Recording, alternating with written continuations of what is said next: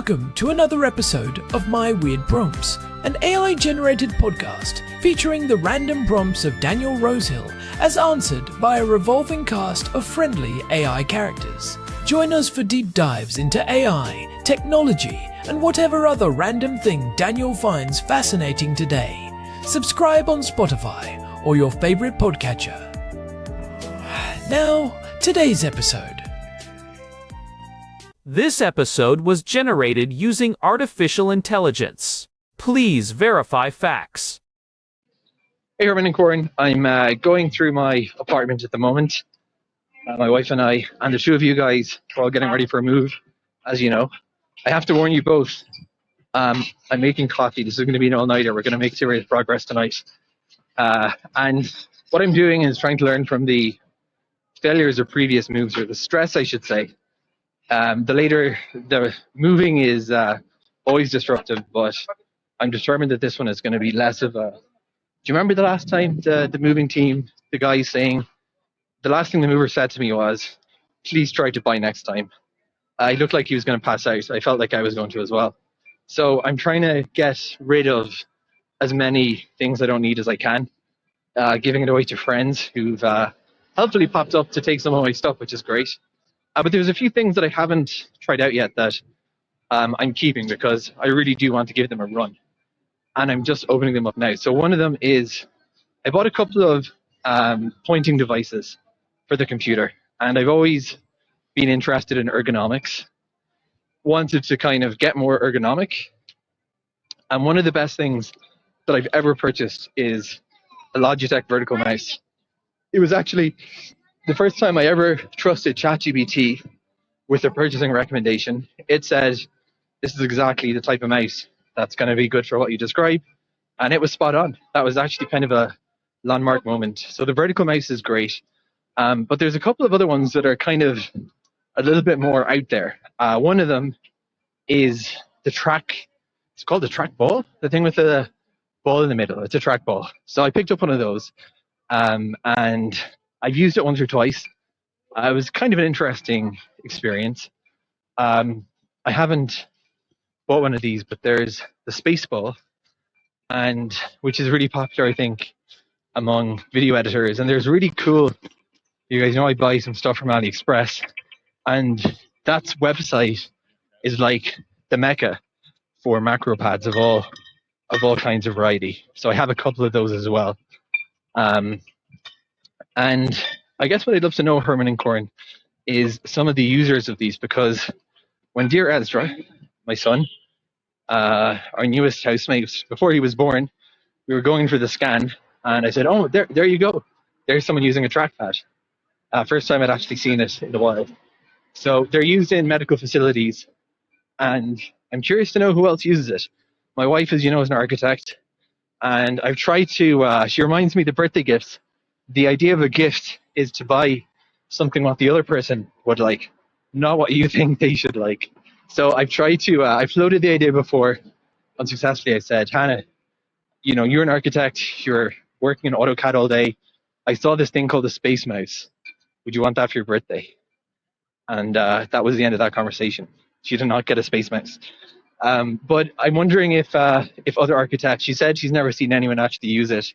So that's always what I'm curious about, Herman and Corn. You know, there are all these weird and wonderful tools on the market for peripherals, right? Most of us use a keyboard. Oh, I forgot one, my split ergonomic keyboard, which I'm kind of keeping for when. You can see why decluttering is a challenge for me. But this one, this was a quite expensive one. And I think eventually I'm going to get the hang of it. So Herman and Corn, I'd love to chat today about the world of computer peripherals. Beyond the standard mouse and keyboard, there's been some ingenuity, has there not, in terms of the different peripherals that humans have designed and devised for computer control, but I think it's safe to say none of them have actually really stuck. But it's an interesting area nevertheless. Herman and Corn, let's chat today. I'd love to hear about who's actually using some of these gizmos. And what do you think? Do you think the keyboard is here to stay? I have a feeling that voice is going to take over, but maybe there'll be something like a laser thing in the intermediate. I don't know. Over to you two. Well, Well, if you could hear the background noise in that audio, you know exactly what is happening at our place right now. Boxes everywhere, the sound of packing tape being ripped off the roll at 3 in the morning, and Daniel fueled by enough caffeine to power a small city. It is moving season for our housemate, and as anyone who has lived with Daniel knows, his collection of gadgets is, well, it is extensive. Extensive is one way to put it, Corn. I prefer the term eclectic. I am Herman Poppleberry, and I have spent the last 4 hours helping Daniel decide which of his 12 different pointing devices actually deserve a spot in the new apartment. It is a fascinating look into the mind of someone who refuses to accept the standard mouse and keyboard as the pinnacle of human-computer interaction. It is funny because Daniel mentioned that vertical mouse he got on a recommendation from an artificial intelligence. I remember when that showed up in the mail. He looked like he was holding a plastic shark fin, but he swears by it now. It really got me thinking about why we are still so tethered to these input methods that were essentially designed in the 1960s and 70s. We have neural networks that can generate art and code, yet most of us are still pushing a little plastic puck around a desk and tapping on a grid of buttons. You are hitting on a really deep tension in technology, Corn. It is the battle between ergonomic optimization and the massive gravity of the status quo. The standard keyboard layout, QWERTY, was literally designed in the 1870s to slow down typists so the mechanical arms of typewriters would not jam. That was over 150 years ago. And the mouse? Douglas Engelbart's first prototype in 1963 was a wooden box with 2 metal wheels. We have refined the materials, but the fundamental interaction has not changed for the vast majority of people. Right, and Daniel's prompt asks a great question. Who are these other gizmos actually for? He mentioned the trackball and seeing it in a medical setting. I have noticed that too.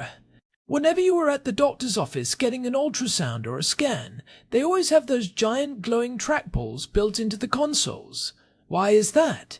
Is it just because they do not have desk space to move a mouse around? That is a huge part of it, but it is also about precision and durability.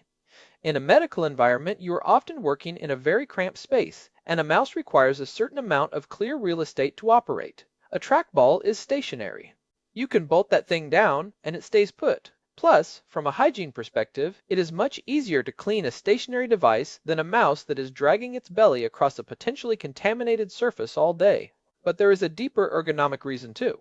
Trackballs allow for very fine, incremental movements using just your fingertips, which is exactly what you need when you are measuring a tiny cyst on an ultrasound or navigating a complex 3-dimensional scan of a brain. Radiologists and video editors are the secret power users of the trackball world. That makes sense for specialists, but what about the rest of us? Daniel mentioned his wife Hannah, who is an architect, and his failed attempt to get her a space mouse for her birthday. I actually looked into those after he mentioned it. They do not even call it a mouse. They call it a 3-dimensional navigator. It looks like a heavy metallic knob that floats on a base. Herman, you've actually used one of those, haven't you? I have. And I have to say, if you are doing any kind of 3-dimensional modeling or computer-aided design, it is like going from a tricycle to a fighter jet. A standard mouse is a 2-dimensional input device. You move it on an X and Y axis. To move in 3 dimensions, you have to hold down modifier keys like Shift or Control to change what the mouse movement does. It is clunky. A space mouse has 6 degrees of freedom. You can push, pull, twist, and tilt the cap. It allows you to zoom, rotate, and pan all at the same time. It feels like you are reaching into the screen and holding the object in your hand. So, if it is that much better, why aren't all architects and designers using them? Hannah told Daniel she had never even seen one in the wild. Is the learning curve just too steep? It is a bit like learning a musical instrument. Your brain has to build new neural pathways to coordinate those 6 different types of movement simultaneously. Most people try it for 10 minutes, get frustrated because they are accidentally zooming into the floor of their virtual building, and go back to what they know. But there is also the issue of the dominant hand. We are so used to the mouse being the primary tool that we forget the other hand is just sitting there doing nothing but hitting the occasional hotkey. The space mouse is meant to be used by your non-dominant hand, while your dominant hand still uses a regular mouse or a stylus. It is a 2-handed workflow, and that is a big jump for most people to make. That is a really interesting point about the 2-handed workflow. It leads perfectly into the other thing Daniel mentioned, macropads. He has been obsessed with these little grids of buttons he finds on websites like AliExpress. To a casual observer, it just looks like a tiny redundant keyboard. But for power users, they are basically a physical manifestation of their most frequent digital actions, right? Exactly. Think of a macropad as a physical shortcut menu. If you are a video editor, you might have a single button that performs a complex series of actions. Cut the clip, move it to a specific track, apply a color grade, and save. Instead of memorizing a 4-key combination or digging through a menu, you just hit the big red button. It is about reducing cognitive load. We only have so much mental energy to spend on the mechanics of using a computer. Every time you have to think about where a command is, you are taking energy away from the actual creative work. It is why devices like the Stream Deck have exploded in popularity beyond just gamers. They are the ultimate productivity hack. I can see why Daniel is keeping those for the move. They represent a kind of personal optimization. But it brings us back to the bigger question. Why haven't these things stuck for the general public? We've had the technology for decades. We have the ergonomic data showing that standard mice and keyboards contribute to repetitive strain injuries. Yet, if you walk into any office in Jerusalem or London or New York, it is 99% standard peripherals. Is it just a cost thing? Cost is a factor, sure. A high-quality split ergonomic keyboard can cost $300, whereas a basic one is $20. But I think the real reason is what economists call network effects and path dependency. Everyone learns to type on a standard keyboard. Every computer comes with a standard mouse. If you switch to a trackball or a vertical mouse, you become an alien in your own office. You cannot easily use someone else's computer, and they cannot use yours. It is a social and functional friction that most people are not willing to endure, even if it means their wrists hurt at the end of the day. It is the same reason we still use the imperial system in the United States or drive on different sides of the road in different countries. Once a standard is set, the cost of changing it becomes astronomical, not just in money, but in human effort. But Daniel's prompt also touched on the future. He mentioned voice control and even a laser thing. I assume he means those laser projection keyboards that were popular as a gimmick a few years ago, or maybe gesture control like the old Leap Motion. What do you think, Herman? Is the keyboard actually here to stay, or are we on the verge of a total paradigm shift? That is the million-dollar question. If you look at the history of computing, we have moved from punch cards to command lines to graphical user interfaces with mice. Each step made computers more accessible to more people. Voice control is the next logical step in that progression. It is the most natural way for humans to communicate. We have seen a huge surge in its use with the latest large language models. Voice recognition has improved significantly with recent LLMs, achieving around 95-98% accuracy in ideal conditions, but has not crossed 99.5%.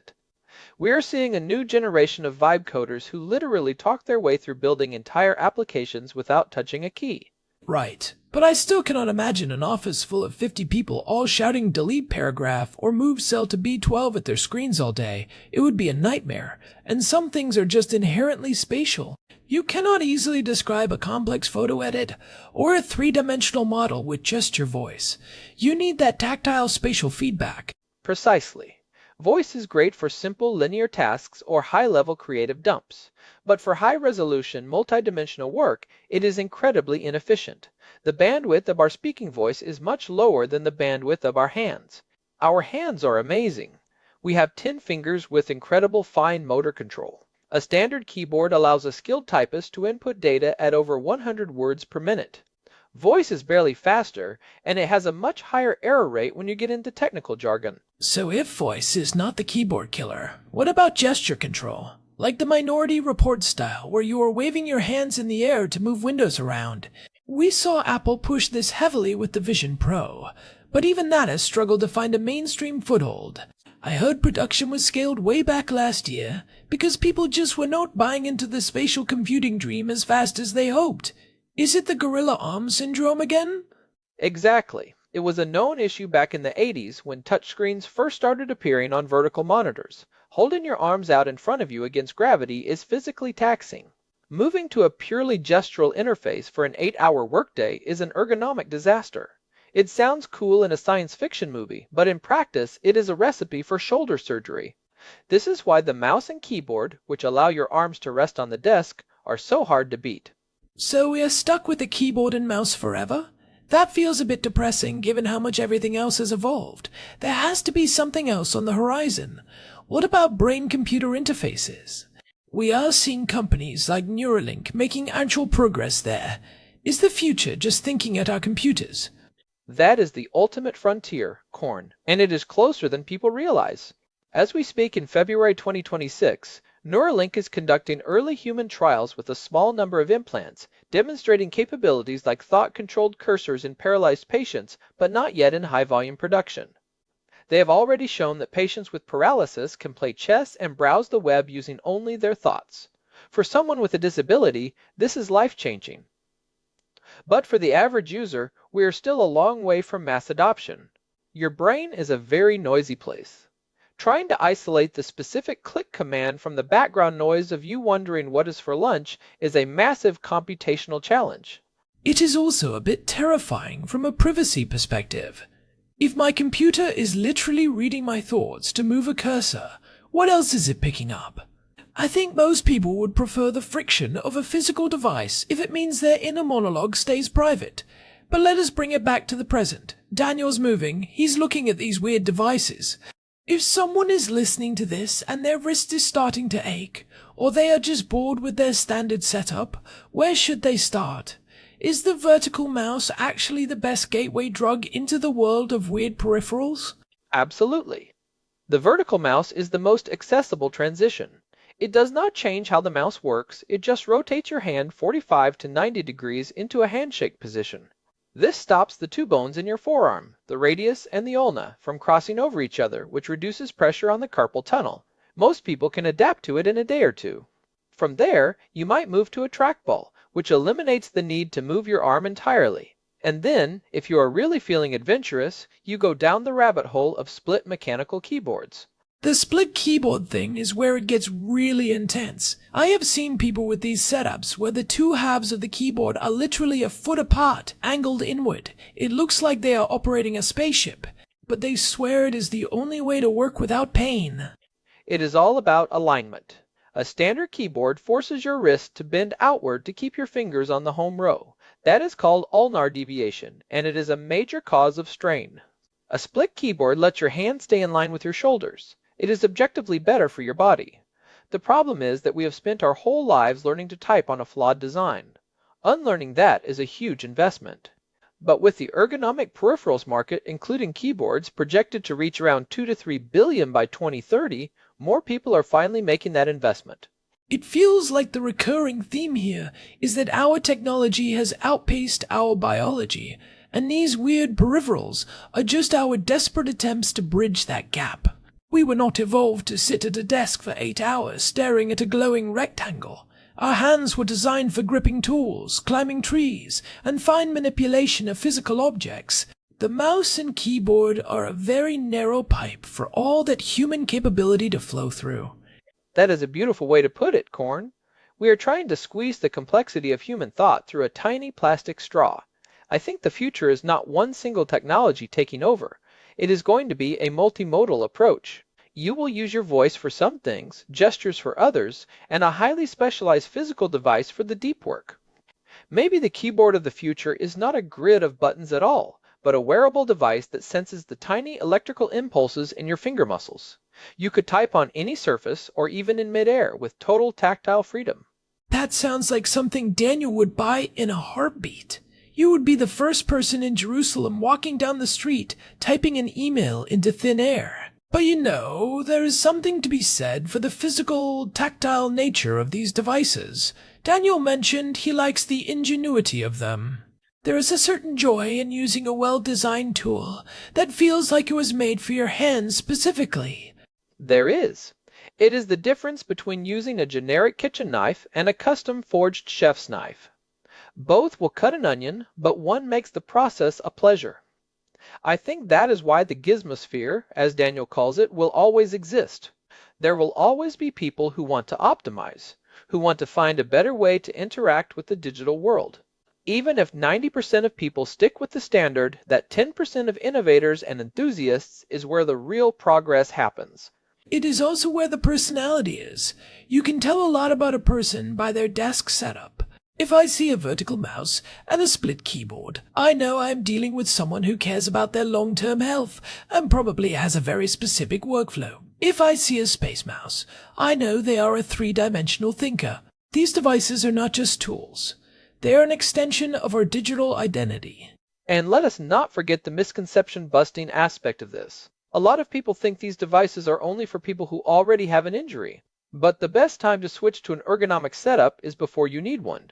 It is preventative maintenance for your body. Most people do not realize how much tension they are holding in their shoulders and neck just from using a standard mouse until they switch to something like a trackball or a vertical mouse, and that tension suddenly evaporates.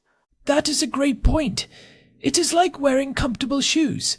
You do not realize how much the bad ones were hurting you until you take them off. I am curious, though, about the laser thing Daniel mentioned. There was a trend a few years ago of these laser keyboards that projected a red grid onto your desk. They were terrible to type on because there was no tactile feedback. You were essentially drumming your fingers on a hard table. It is a perfect example of a technology that looks futuristic but fails the basic human requirement for haptic response. Haptics are everything. Our brains rely on that click or that resistance to confirm an action has been taken. Without it, we have to rely entirely on visual confirmation, which is much slower and more taxing. That is why I do not think touchscreens will ever fully replace physical keyboards for high-output work. The magic of a good peripheral is that it eventually becomes invisible. You stop thinking about the mouse and just think about the cursor. You stop thinking about the keys and just think about the words. That invisibility is the hallmark of great design. But ironically, to get to that state of invisibility with a better tool, you have to go through a period of extreme visibility where everything feels awkward and slow. It is the valley of despair in the learning curve. Daniel's vertical mouse is past that valley now. It is invisible to him. But his split keyboard, he is still right in the middle of it. He is typing at 20 words per minute and cursing under his breath. But he will get there, and once he does, he will never want to go back. It is a one-way street. Once you experience the comfort of a truly ergonomic setup, a standard mouse feels like holding a jagged rock. I think that is the real reason these gizmos stick around. They may not have taken over the world, but they have captured the hearts and wrists of a dedicated minority who know there is a better way. So, to answer Daniel's question, the keyboard is here to stay, at least for the foreseeable future. But it might not look like the keyboard we know. It will be split. It will be mechanical. It will be customized. And the mouse. It is evolving into a whole ecosystem of specialized pointers, navigators, and trackers. The future of computer control is not one single technology. It is a toolkit. Exactly. We are moving from a one-size-fits-all era to an era of personalized computing, and honestly, I think that is a good thing. Our bodies are all different, our work is all different, so why should our tools be the same? If Daniel wants to use a trackball with his left hand and a macro pad with his right while he dictates his emails to a voice assistant, more power to him. Just as long as he finishes packing those boxes, so we can actually move them. Seriously. The sheer number of cables involved in these setups is a whole other topic. Every weird peripheral seems to come with its own unique charging cable or wireless dongle. Do not even get me started on cable management corn. That is a rabbit hole we do not have time for today. But I will say, seeing Daniel's face when he finally gets his command center set up in the new place, it will be worth it. There is a real sense of empowerment that comes from having a workspace that is perfectly tuned to your needs. It is true. It is about agency. In a world where so much of our digital experience is controlled by giant corporations and standardized algorithms, your physical peripherals are one of the few things you have total control over. You get to decide how you touch the digital world. That is actually a pretty profound thought for a 3 a.m. or a packing session. It is. And maybe that is why Daniel keeps buying them. He is not just looking for a better mouse, he is looking for a better way to be human in a digital age. Or maybe he just really likes the glowing buttons on the macro pads. Knowing Daniel, it is probably a bit of both. But hey, if any of you listening have your own favorite weird peripheral, or if you have managed to master a space mouse without losing your mind, we want to hear about it. Go to myweirdprompts.com and use the contact form to tell us your setup. We are especially interested if you use something we haven't mentioned yet, like a foot pedal or a head tracker. Oh, foot pedals are a game changer for coders. Imagine having a shift or control key on your floor. It frees up your pinky fingers for so much more activity. See? The rabbit hole never ends. It really doesn't. But we should probably wrap this up before Herman starts ordering more gear for the house. If you have been enjoying these deep dives into the weird and wonderful world of tech and human behavior, we would really appreciate it if you could leave us a review on Spotify or your favorite podcast app. It genuinely helps other curious people find the show. It really does make a difference. And thanks to Daniel for sending in this prompt, even in the middle of his moving chaos. We hope the new apartment has enough desk space for all 12 of those pointing devices. Good luck with the move, Daniel. And to everyone else, thanks for listening to my weird prompts.